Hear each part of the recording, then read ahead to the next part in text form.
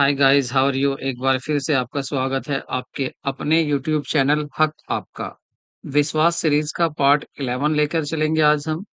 बहुत ही महत्वपूर्ण क्वेश्चन होने वाले हैं जो इस बार आपका सपना जरूर साकार करेंगे। ऐसे क्वेश्चन होंगे और यहीं से क्वेश्चन एग्जाम में भी पूछे जाते हैं, इसलिए इन क्वेश्चन को आपको ध्यान से करें। ये क्वेश्चन आपको हमारे टेलीग्राम चैनल पर हक आपका भी अवेलेबल है। आप टेलीग्राम हमारे चैनल पर जाकर इन नोट्स को आप डाउनलोड कर सकते हैं या अपना नोट कर सकते हैं अपने पास। ठीक है, लेकिन सोल्यूशन वहीं नहीं मिलेंगे, केवल वहां आपको ये नोट्स मिलेंगे। बाकी सोल्यूशन हम आपको यहाँ पर पढ़ा रहे हैं। तो शुरू करते हैं आज की वीडियो को, और आज की वीडियो का फर्स्ट क्वेश्चन देखते हैं। सो क्वेश्चन फर्स्ट देखते हैं। देखिए first question, wages outstanding is wages outstanding is appearing in the trial balance of the company while preparing the income statement and balance sheet. Wages outstanding should be appear in, किसी company के तलपट में अदद मजदूरी दिखाया गया है या दिखाई गई है। आय विवरण तथा चिट्ठा बनाते समय अदद मजदूरी दिखाई जानी चाहिए। तो अदद मजदूरी कहाँ दिखाई जानी चाहिए? ठीक है, देखिए क्वेश्चन क्या कह रहा है, आपसे कह रहा है कि आपको ट्रायल बैलेंस गिवन है। ठीक है, ट्रायल बैलेंस दिया हुआ है और ट्रायल बैलेंस में देखिए एक तो होती है, ट्रायल बैलेंस में चीजें लिखी होती हैं, जितने भी आइटम्स होते हैं।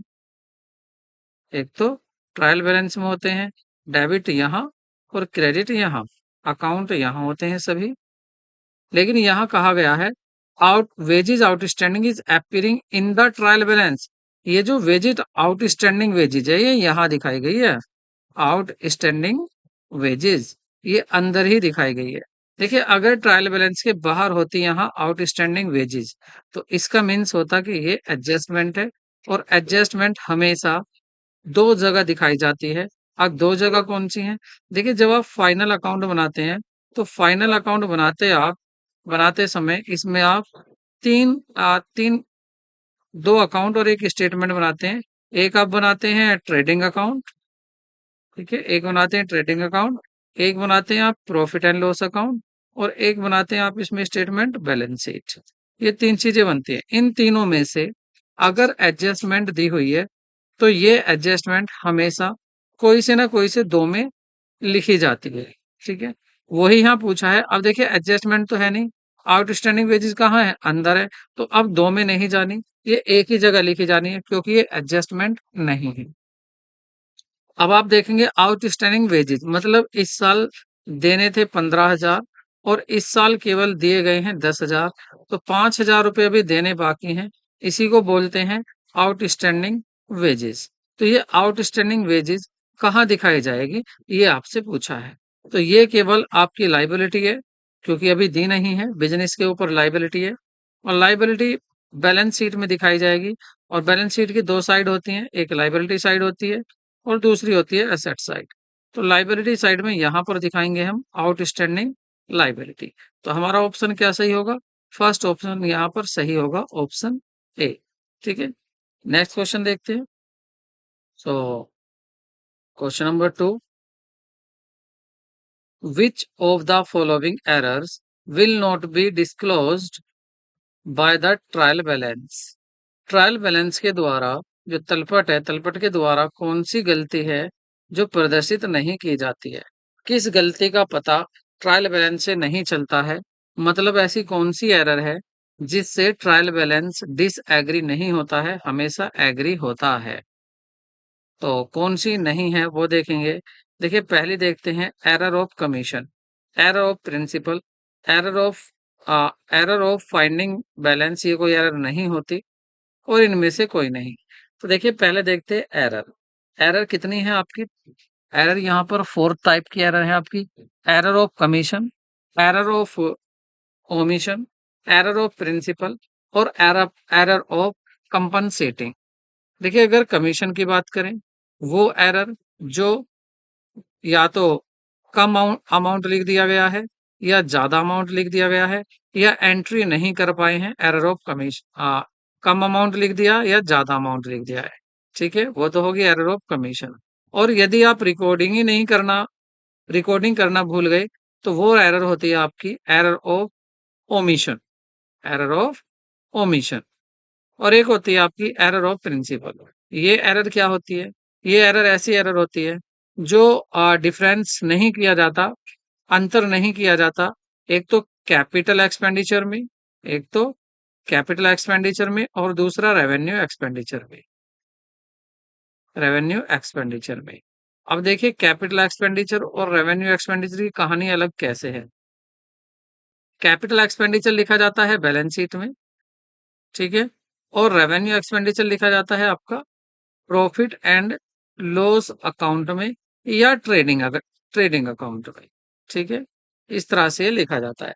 लेकिन हुआ क्या, आपने ये तो देखा नहीं कि हर अकाउंट को, हर एक्सपेंसेस को आपको ये देखना है ये रेवेन्यू है या कैपिटल है, कैपिटल है या रेवेन्यू। अगर आप इस चीज को नहीं देखते हैं, इट मीन्स आप कौन सी गलती कर रहे हैं, एरर ऑफ प्रिंसिपल। तो इससे अब देखिए आपका ट्रायल बैलेंस जब हम बनाते हैं, तो ट्रायल बैलेंस हमारा कुछ इस तरह से बनता है। ट्रायल बैलेंस, ये हमारा ट्रायल बैलेंस होता है। इसमें यहाँ अकाउंट्स के नेम होते हैं, जितने भी अकाउंट्स होते हैं, यहाँ डेबिट अमाउंट होता है और यहाँ क्रेडिट अमाउंट होता है।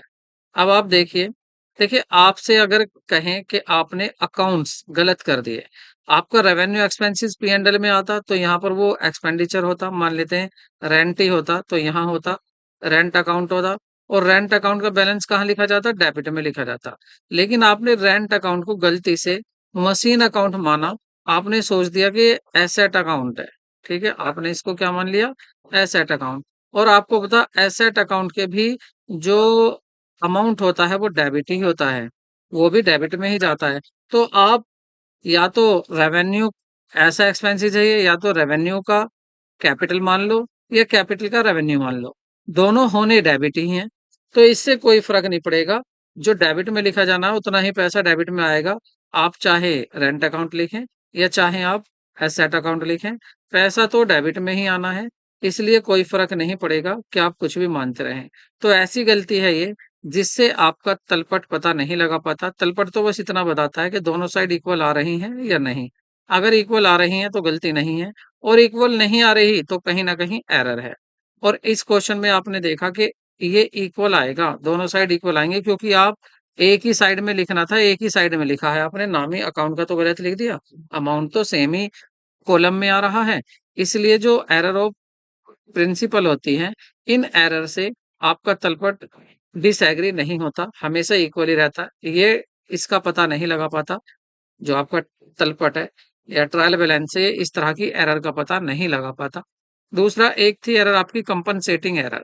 ये ऐसी एरर होती है जो यदि एक गलती आज हुई है, तो कल एक ऐसी एरर होगी, कल एक ऐसी मिस्टेक होगी कि पिछली वाली का जो अफेक्ट था, पिछली वाली का जो प्रभाव था, उसको भी ये दूर कर देगी। ठीक है, तो ये ऐसी गलती होती है कंपनसेटिंग, जो पिछली गलती का आगे वाली गलती जो है प्रभाव खत्म कर देती है। तो ये 4 तरह की एरर होती हैं। यहाँ आंसर हमारा बी था। नेक्स्ट क्वेश्चन की तरफ चलते हैं।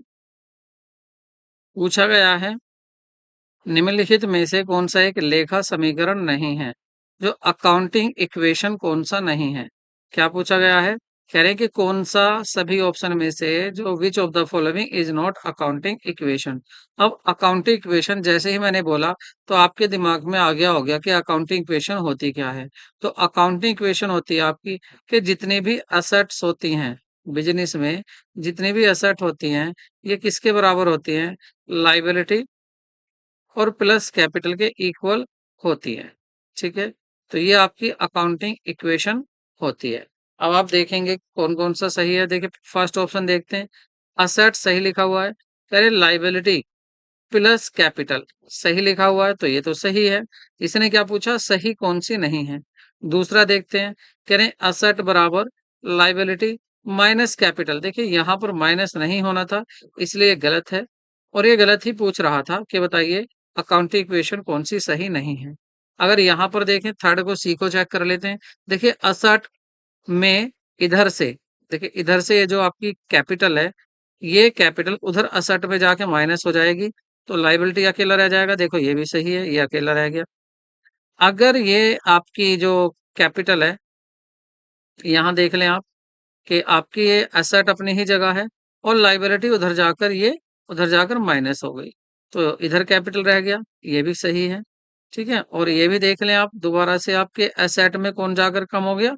माइनस कम हो गया आपका कैपिटल। तो बचा क्या? लायबिलिटी। ये भी सही थी। तो केवल एक यही ऐसी है आपका ऑप्शन बी जो अकाउंटिंग इक्वेशन सही नहीं है। तो सही ऑप्शन क्या होगा आपका? Option B. नेक्स्ट क्वेश्चन की तरफ चलते हैं।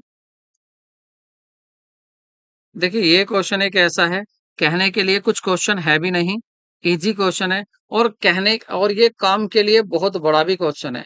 और आप देखेंगे आयोग ने पूछा हुआ है, यूपी पीसीएस में भी पूछा जा चुका है ये क्वेश्चन। ठीक है? और आपके बीपीएससी में भी ये क्वेश्चन पूछा जा चुका है। तो आप ऐसे क्वेश्चन पर ज़रूर ध्यान दें।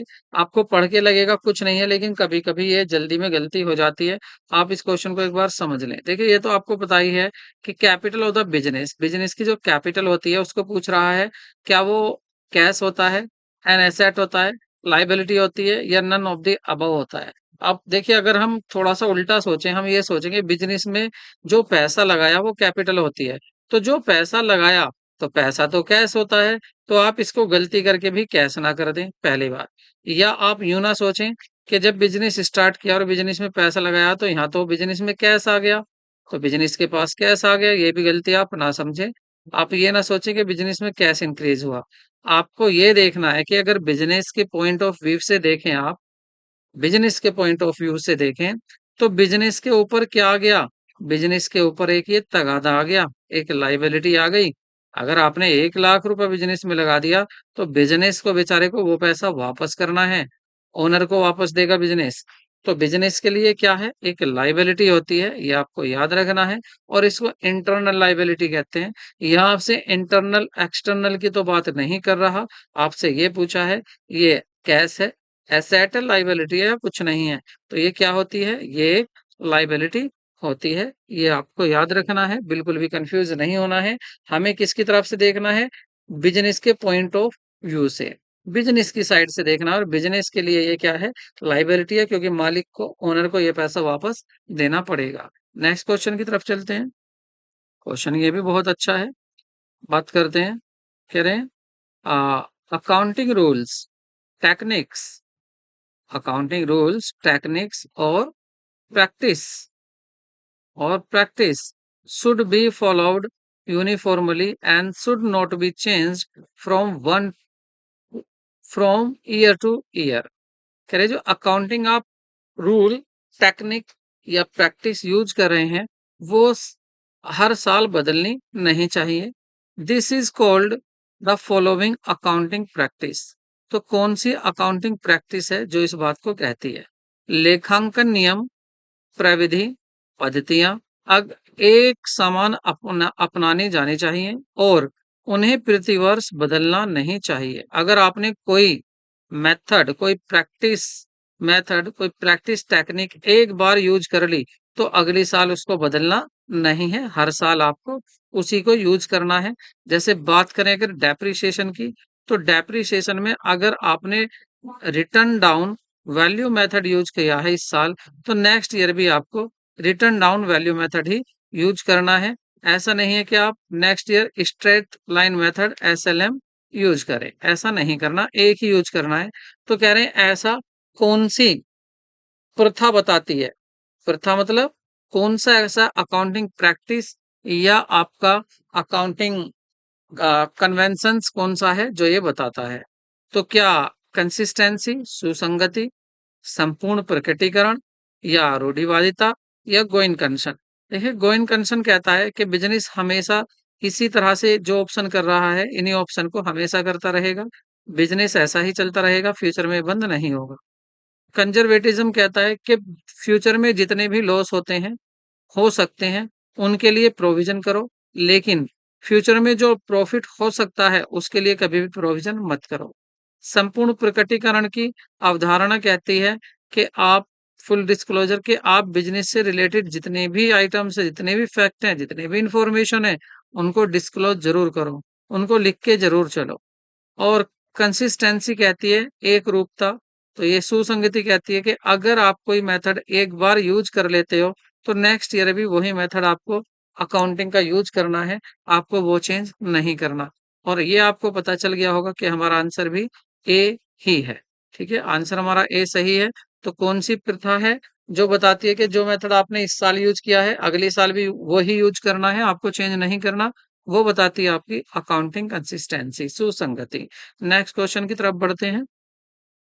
तो अगर क्वेश्चन नंबर 6 की बात करें तो मुझे नहीं लगता कि ये क्वेश्चन मुझे आपको बताना पड़ेगा, आप इसका आंसर खुद ही दे देंगे।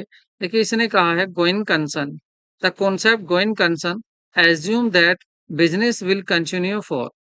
जो गोइंग कंसर्न है वो बिजनेस चलता रहेगा। कैसे चलता रहेगा? गोइंग कंसर्न क्या कहता है? चालू व्यवसाय की अवधारणा क्या कहती है? बिजनेस कैसे चलता रहेगा? बताइए जल्दी। ये तो आपको पता होगा। क्या इन इनफाइनेट पीरियड, अनिश्चित काल के लिए बिजनेस चलता रहेगा हमेशा, या अरीजनेबल लॉन्ग पीरियड, या एक यथोचित लंबा अवधि के लिए चलेगा, बस एक अवधि है लंबी सी तब तक चलेगा, या एक छोटी सी एक शॉर्ट पीरियड तक ही बिजनेस चलेगा, या एक साल तक बिजनेस चलेगा।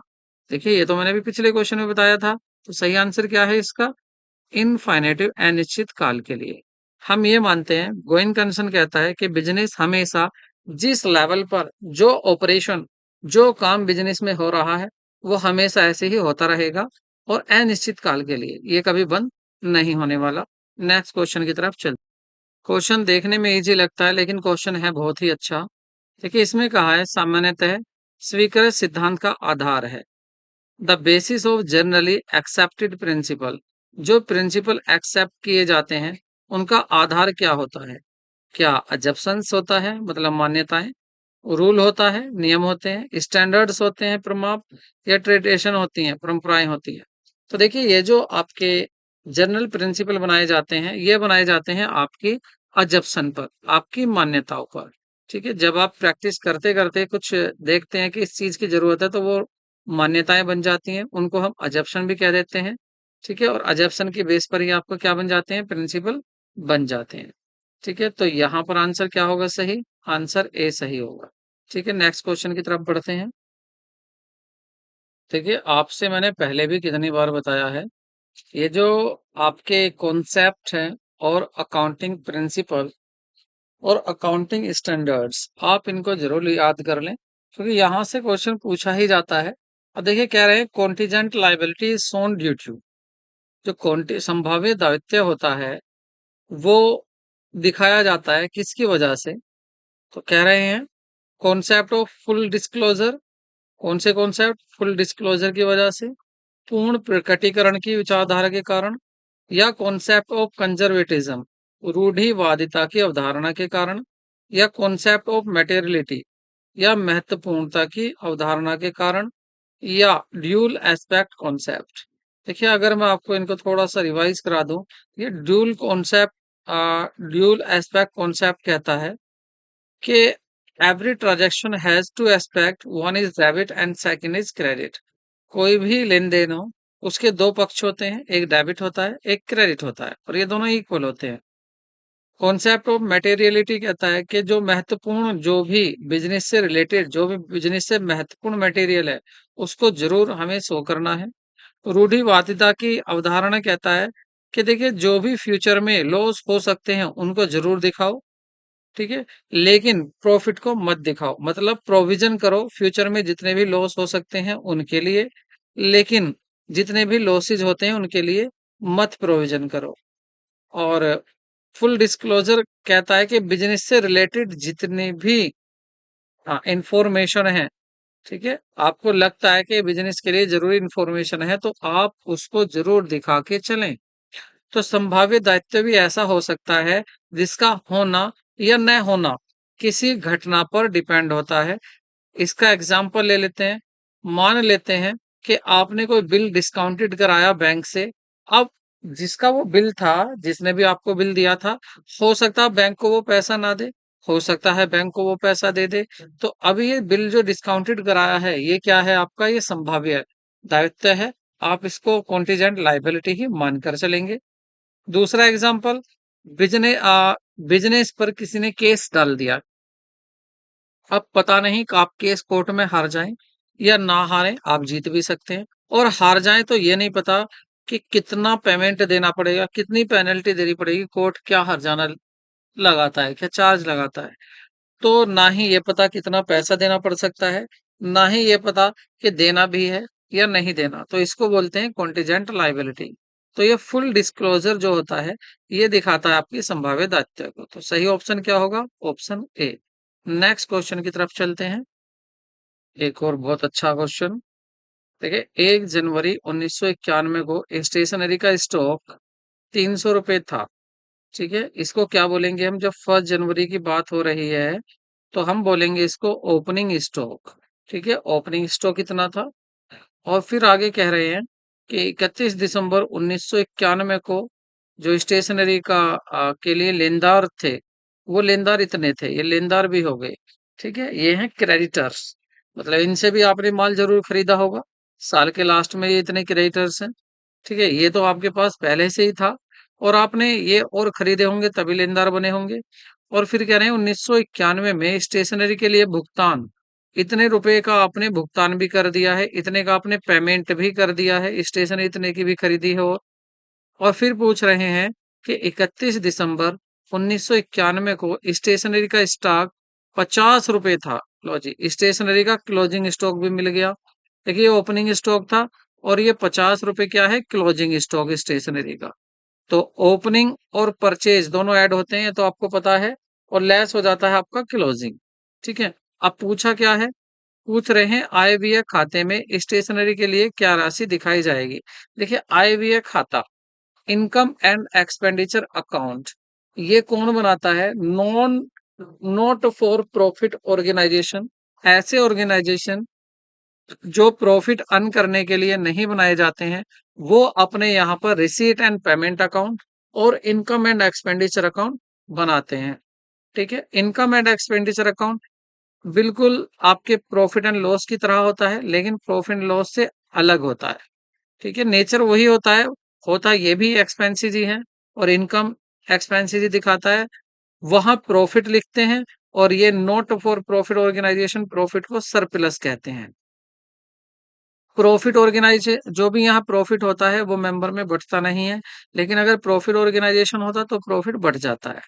ठीक है, तो एनपीओ भी इनको शॉर्ट में कह देते हैं, not for NPO, not for profit organisation.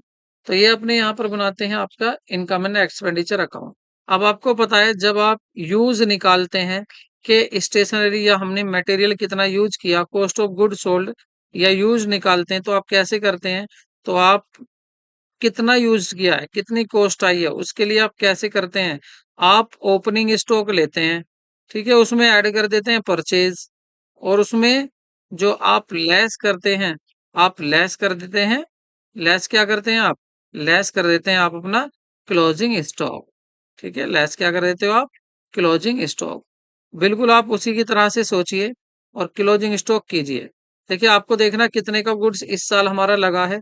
तो ओपनिंग स्टॉक कितना दिया हुआ? ओपनिंग स्टॉक 300 रुपए। तो 300 रुपए हम ऐड कर देते हैं। ठीक है, प्लस परचेज मतलब कितने का भुगतान किया, कितने पैसे को खरीदा। भाई आपने 1080 दिए तो आपने 1080 का खरीदा, तो 1080 और यहाँ पर लिख देते हैं। उसके बाद कह रहे हैं कि लेनदार भी हैं।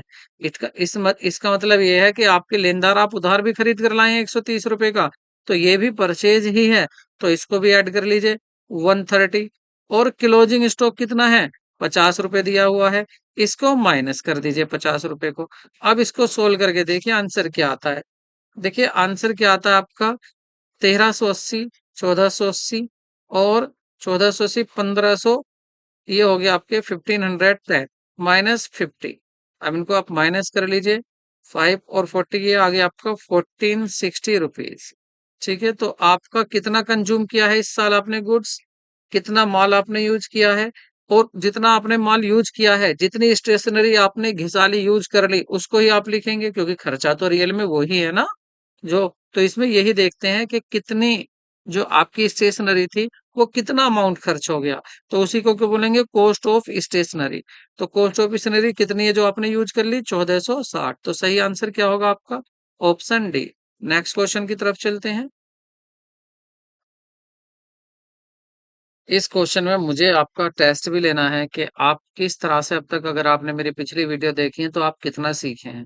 तो मुझे मेरी वीडियो कर दीजिए आप पॉज, और आप बताइए कि इसका आंसर करेक्ट क्या होगा। ठीक है, ऑप्शन आपके सामने है, तो मुझे पॉज कर दीजिए और इसका आंसर बताइए। तो अब आपने ये कर दिया होगा, अब आप देखते हैं आपका आंसर किस किस का आंसर सही है। देखिए कह रहा है, निम्नलिखित में से which of the following statement is correct, कौन सा स्टेटमेंट करेक्ट है। नीचे कुछ बातें लिखी हुई हैं, स्टेटमेंट 1, 2, 3, 4, आपको बताना है कौन सा सही है। तो देखिए पहला देखते हैं, कह रहे हैं bills payable account is a personal account.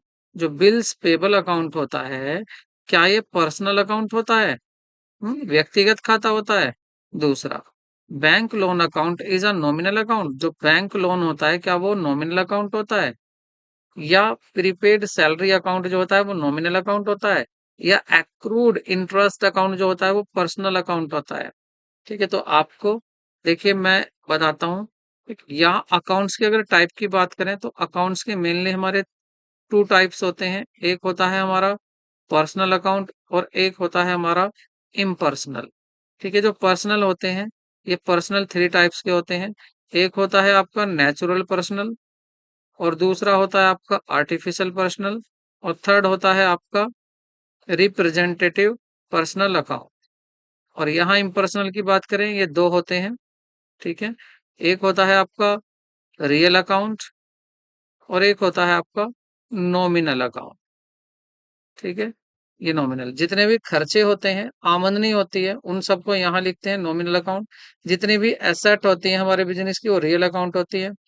जितने भी हमारे पर्सन हैं, और वो भी नेचुरल पर्सन है, जैसे मोहन, सोहन, राम, अमन, अलीस, मुट्टक, पंजाब नेशनल बैंक, ठीक है, डीपीएस पब्लिक स्कूल, ये सभी क्या है? ये सॉरी, डीपीएस पब्लिक स्कूल नहीं, ये सभी क्या है? पर्सनल अकाउंट है। लेकिन अगर बात करेंगे मोहन, सोहन, शकील अकाउंट, रोहन अकाउंट, अमन अकाउंट, ये सब क्या हैं? ये सब आपके नेचुरल पर्सन हैं। तो इनके अकाउंट बनाएंगे तो वो बनेंगे नेचुरल पर्सन। जो व्यक्ति हैं उनके नाम क्या हो गए यहाँ। और अगर आर्टिफिशियल पर्सनल अकाउंट कौन से होंगे? जो आपने संस्था बनाई है, इंस्टीट्यूट बनाए हैं, जैसे बैंक ऑफ बड़ौदा अकाउंट, या बैंक ऑफ इंडिया अकाउंट, या आपका एसकेडीपीएस स्कूल अकाउंट। तो ये जो अकाउंट्स हैं, इनके सबके ऑर्गेनाइजेशन के ये होते हैं artificial personal account. Representative personal account वो होते हैं जो किसी अकाउंट को रिप्रेजेंट करते हैं और आगे जाकर उन्हीं अकाउंट में इन्वॉल्व हो जाते हैं, मिल जाते हैं, रिटर्न ऑफ हो जाते हैं। तो ये कौन से अकाउंट होते हैं? ये होते हैं आपके आउटस्टैंडिंग सैलरी, ठीक है, आउटस्टैंडिंग एक्सपेंसेस, या प्रीपेड एक्सपेंसेस, या प्रीपेड एक्सपेंसेस। और क्या होते हैं इसमें? इनकम की बात करें तो एक्रूड इनकम और अनएक्रूड इनकम। ठीक है, ये होते हैं आपके रिप्रेजेंट। क्योंकि देखिए आउटस्टैंडिंग एक्सपेंसेस का मतलब है आउटस्टैंडिंग सैलरी। आगे जाके सैलरी अकाउंट सैलरी में ही खत्म हो जाएगा जब ये पेड हो जाएगी। ठीक है, तो अब आप देखिए यहाँ पर बिल्स पेबल अकाउंट जो था, ये हमारे क्रेडिटर को प्रेजेंट करता है। और क्रेडिटर कौन होता है? कोई पर्सन होगा या कोई संस्था होगी। तो ये कौन सा अकाउंट हुआ? ये हो गया आपका बिल्स पेबल आपका ये हो गया आपका नेचुरल पर्सन। जो भी नेचुरल पर्सन होगा या आर्टिफिशियल होगा, इसका मतलब ये भी किस में आ रहा है? ये भी पर्सनल अकाउंट में ही आ रहा है। तो पहला ऑप्शन सही। दूसरा देखते हैं, बैंक लोन। देखिए बैंक लोन, बैंक ने लोन दिया तो बैंक अकाउंट अगर होगा तो वो हमारे लिए क्या है? अगर बैंक लोन की बात करते हैं, हमारी लाइबिलिटी है। ठीक है, तो यहाँ पर क्या हो जाएगा? यहाँ बैंक लोन, और जिस बैंक का भी लोन आपने ले रखा है वो भी किस में आ जाएगा? कह रहे नॉमिनल अकाउंट। हाँ, तो ये क्या कह रहे हैं? नॉमिनल अकाउंट होता है? नहीं, ये भी क्या है? ये भी आपका पर्सनल अकाउंट होता है। तो ये बात गलत है। ठीक है, ये बात गलत है। और हमसे पूछा गया है सही क्या है। आगे कह रहे हैं प्रीपेड सैलरी अकाउंट इज और नॉमिनल अकाउंट। प्रीपेड सैलरी मैंने अभी बताया, प्रीपेड, आउटस्टैंडिंग, एक्रूड, अनएक्रूड, ये सब क्या होते हैं? पर्सनल। ठीक है, और ये कह रहा है नॉमिनल है, तो ये भी बात गलत है, नॉमिनल नहीं है। फिर कह रहा है एक्रूड इंटरेस्ट पर्सनल अकाउंट है भाई, बिल्कुल ये भी सही कह रहा, पर्सनल अकाउंट है, ये बताया मैंने। देखिए यहाँ पर ऑप्शन क्या आ रहे हैं? दो ऑप्शन आ रहे हैं। इसलिए मैंने आपसे कहा था देखता हूं इस क्वेश्चन के आप क्या क्या आंसर दे पाते हैं। ठीक है, तो अब बात ये आती है कि ऐसी कंडीशन में क्या करेंगे? कुछ नहीं, आप इस पर बिल्कुल, अगर ये क्वेश्चन रिपीट होता है तो आप अगर ए पर भी लगाएंगे तो भी सही, डी भी लगाएंगे तो भी सही होगा आपका। आप इस पर आपत्ति डाल सकते हैं, ठीक है। और अगर ऑप्शन में दोनों देते हैं तो आप दोनों को आंसर करेंगे, ठीक है। नेक्स्ट क्वेश्चन की तरफ चलते हैं। देखिए, मुझे ये नहीं देखना आयोग ने क्या बताया। आयोग ने जो इसमें बताया था, आयोग ने इसको माना था डी, ठीक है। लेकिन ये भी कहा गया तो इसके भी मार्क्स बाद में दिए गए, इसलिए मैं आपसे कह रहा हूं आप सही देखें सही क्या है। नेक्स्ट क्वेश्चन की तरफ चलते हैं। क्वेश्चन नंबर 11 देखते हैं। कह रहे nearness, nearness of near money depends on, ठीक है। जो नियरनेस है मनी की, जो पास में ही पैसा आने वाला है, निकट धन, किसको? निकट धन। अगर निकट धन की बात करें, निकट धन की निकटता, जो निकट धन की निकटता है वो किस पर आधारित होती है? वैलिडिटी, लिजिलिटी पर होती है, वैधता पर, या प्रॉफिटेबिलिटी लाभदायकता पर होती है, वैलिडिटी मान्यता पर होती है, या लिक्विडिटी तरलता पर होती है। देखिए, अभी जो पैसा अभी आपको मिल जाएगा, ठीक है, जो पैसा आपको मिल जाएगा, जो आपकी करंट एसेट, जो आपकी करंट एसेट 1 साल के अंदर अंदर या एक अकाउंटिंग साइकिल में आपके कैश में कन्वर्ट हो जाती है, उसको आप करंट एसेट कहते हैं। और उसमें जैसे आपकी एक तो कैश है ही, या और कोई एसेट जो कैश में कन्वर्ट हो सकती हैं, जो कैश में कन्वर्ट हो सकती हैं, उनको आप क्या बोलते हैं? लिक्विड बोलते हैं, ठीक है। कैश को क्या बोलते हैं आप? लिक्विड बोलते हैं। कैश कैसी एसेट? आपकी लिक्विड एसेट, क्योंकि कैश तो कैश है ही। और अगर कोई करंट एसेट ऐसी है जिसको आप कैश में कन्वर्ट कर सकते हैं, उसको बोलते हैं कि एक एसेट का लिक्विड होना, ठीक है। तो निकट जो आपको जल्दी ही पैसा मिल जाएगा, ऐसी आपकी जिसको आप जल्दी से जल्दी कन्वर्ट कर सकते हैं पैसे में, वो क्या बोलोगे आप? उसको लिक्विडिटी बोलेंगे, कि वो लिक्विडिटी होती है, निकटता पर आधारित होती है। तो सही ऑप्शन इसका डी होगा।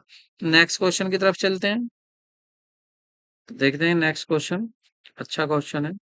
कह रहे हैं इफ मोड, मोड जो है, मोड किसको बोलते हैं? बहुलक को। तो बहुलक कितना दिया हुआ है? बहुलक आपको 25, मोड 25 दिया हुआ है। मीडियन 20 दी हुई है, माध्यिका 20 दी हुई है, और समांतर माध्य पूछा है, मतलब अर्थमेटिक में इनको पूछा गया है। तो यहाँ पर अगर इनका फॉर्मूला देखें तो देखिए, मोड का फॉर्मूला होता है, मोड इजिकल टू होता है आपका 3 मीडियन माइनस 2 मीन, ये फॉर्मूला होता है, ठीक है। तो इसको पुट कर लीजिए वैल्यू को। देखिए, यहाँ पर आपको दिया हुआ है मोड, तो मोड कितना दिया हुआ है आपको? मोड दिया हुआ आपको 25 इजिकल टू, मीडियन कितनी है? 3 इंटू, मीडियन दी हुई है आपको 20, तो 20 लिख दीजिए, माइनस 2, मीन हमसे पूछा है तो इसको हम नहीं लिखेंगे, ऐसे छोड़ेंगे। अब क्या होगा? ये तो हो गया 25, और इसमें माइनस हो जाएगा ये, इसमें माइनस हो जाएगा ये आपका 23 जा 60, उधर जाकर माइनस हो जाएगा 60, इधर क्या बचेगा आपका? -2 मीन, 2 मीन, तो माइनस कर लेते हैं इसको। माइनस करके क्या बचेगा? 35, किसका? माइनस का। इधर क्या है?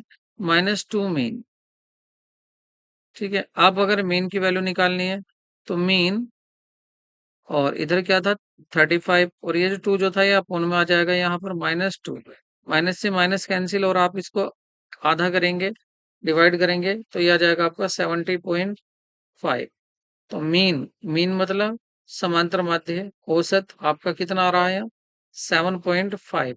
अब इसको 7.5 कह दीजिए या 7.50 कह दीजिए। तो ऑप्शन क्या है आपका?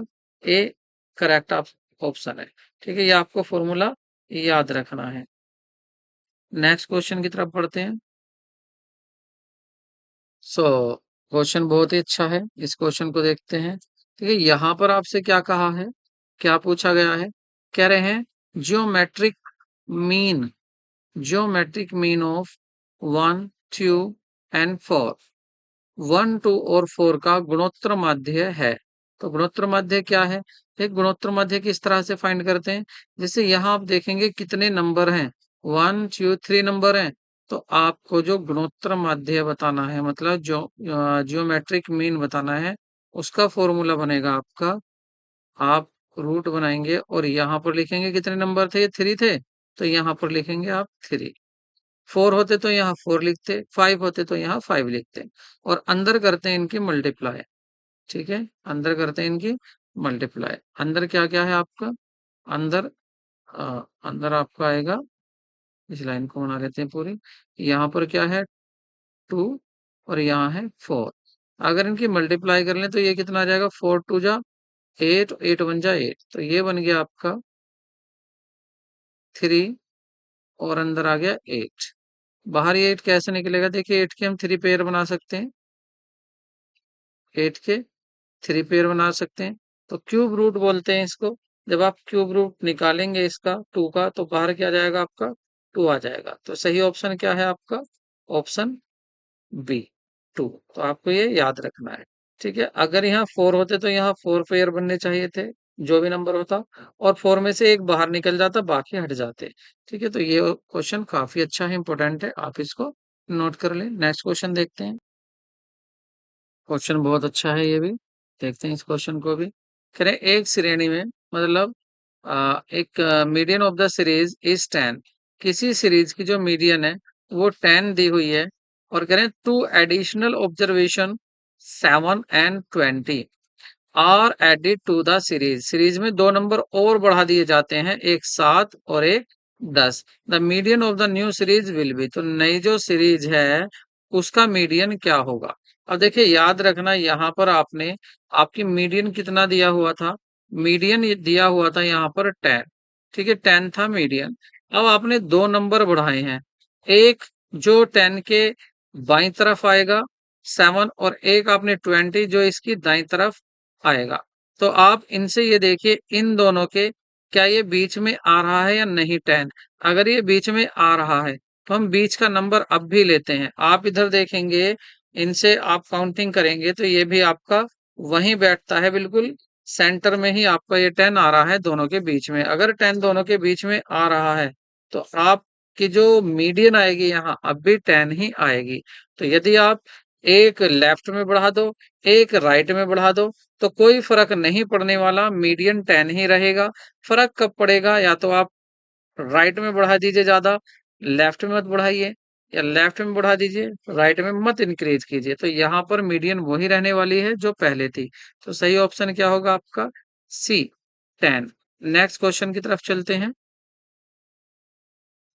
सो क्वेश्चन देखते हैं, बहुत ही अच्छा क्वेश्चन है। कह रहे कंपनी की प्रथम वार्षिक सामान्य सभा आयोजित की जानी चाहिए। कह रहे the first annual general meeting of the company must be held. कब होनी चाहिए? जो पहली कंपनी की जो प्रथम वार्षिक सभा होती है कब होनी चाहिए? कह रहे हैं कंपनी के प्रथम वित्तीय वर्ष के समापन के 3 वर्ष माह के अंदर। देखिए जो कंपनी के आपकी प्रथम वर्ष है उसके 3 माह के अंदर अंदर हो जानी चाहिए। कह रहे within the 3 months from the date of the closing of the first financial year. जो फर्स्ट फाइनेंशियल ईयर क्लोज होनी है उसके 3 महीने के अंदर अंदर हो जानी चाहिए, या आपके 6 महीने के अंदर हो जानी चाहिए, या आपके 9 महीने के अंदर हो जानी चाहिए, या इनमें से कोई नहीं। तो सही जो आंसर होगा वो होगा आपका ऑप्शन सी।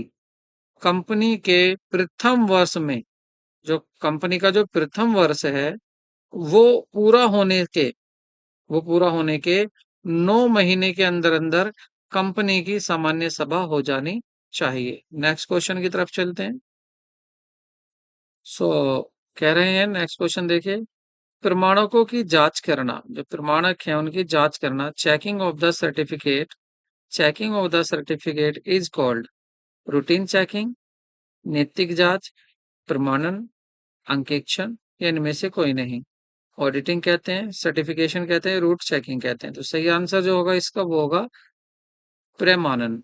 ठीक है, प्रमाण जो परिणाम जो प्रमाणन जो होता है आपका, प्रमाण जो देते हैं आप, सर्टिफिकेशन, और इसका दूसरा नाम होता है वाउचिंग। ठीक है, वाउचिंग। तो सही आंसर क्या होगा आपका? बी। वाउचिंग जो होता है उसको बोलते हैं checking of the certificate code. ठीक है, जो प्रमाणक होते हैं उनकी जांच करना आपका प्रमाणन कहता है, और उसको वाउचिंग या सर्टिफिकेशन बोलते हैं। तो नेक्स्ट क्वेश्चन की तरफ चलते हैं। सो नेक्स्ट क्वेश्चन देखते हैं। मूल प्रमाणक, जो मूल प्रमाणक है आपका, उसके अभाव में प्रस्तुत सहायक प्रमाणक कहलाता है। प्रमाणक क्या होते हैं? वाउचिंग क्या, वाउचर क्या होते हैं? अगर आपने कोई ट्रांजैक्शन किया है तो जो उसके प्रूफ होते हैं, एविडेंस होते हैं। अगर आपने किसी से उधार माल खरीदा तो आपके पास इनवॉइस भी होगा, तो वो इनवॉइस जो है, वो इनवॉइस क्या होता है आपका? इनवॉइस होता है आपका वाउचर।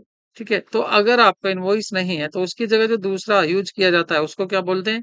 समपार्श्विक प्रमाणक उसको कहते हैं, समपार्श्विक प्रमाणक उसको कहा जाता है। ये आपको याद रखना है।